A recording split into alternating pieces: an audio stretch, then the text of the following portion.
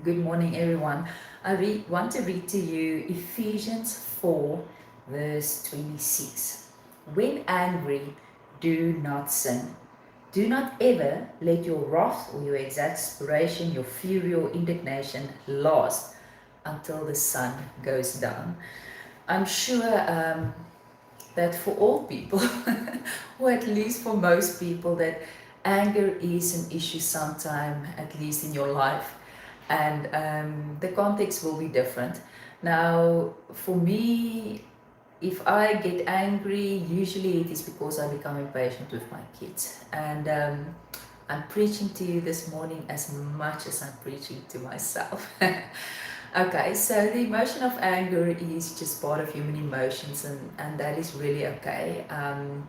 The point that Ephesians is, or Paul to the Ephesians is saying, when you are angry, do not sin. Okay, so what is the actions that you take when you become angry?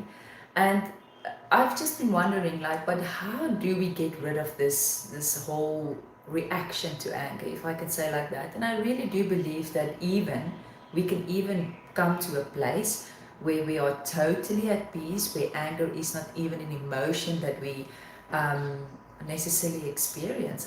I do believe that yeah, we can get to that place. But while we are where we're at, and we do experience the anger, I believe that we can then also get to a place where our actions do not take us into, where it's not um, making us to sin, basically.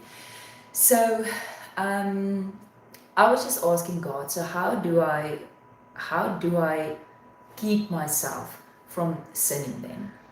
And I realized that, sometimes people say things like, just count to 10, just take 3 breaths, just walk away, that kind of thing. And I was asking God, but isn't that just natural means? Isn't there a place where I can just tap into the spiritual? And yes, there is a place where you can tap into the spiritual, like I said, where you really walk in peace and where it's not even a problem for you. But then I also realized that our hands are not cut off, and that those natural means, like counting to 10 or walking away, are ways that we discipline our flesh. How many of you know that when you wake up in the morning and your alarm goes off, that you often snooze it? And sometimes you really don't want to get out of bed. And what do you have to do?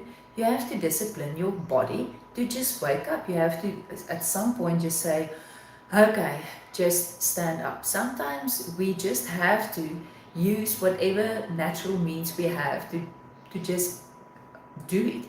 And with natural means, I'm not saying you do this apart from God.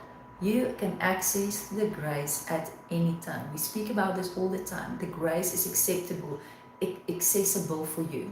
That doesn't mean that sometimes it looks like a natural tool, like a natural thing. And it may be different for all of us. For me, it might be counting. For me, sometimes it's just like, biting on your teeth and walking away. Do I always get it right? No, of course not.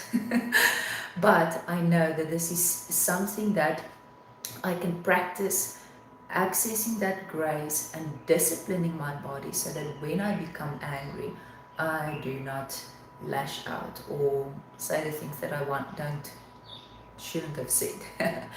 So what is it that you need to do today? Disciplining the flesh is just like, it's that decision that you make with the grace of God, that you're not going to walk after the flesh but after the spirit, that you're going to choose to do the right thing. And yes, motivational speaking and in the natural, people without God, they have means to do it, and those, again, like I say, it's good. But imagine how easily we can access those things if we have the Spirit of God as well. So today, just keep practicing. Be kind to yourself when you do not get it right. Be kind to others when they don't manage to do it right. And yes, let's keep practicing to enter the grace and not sin when we get angry. I'll also be practicing today. Bless you.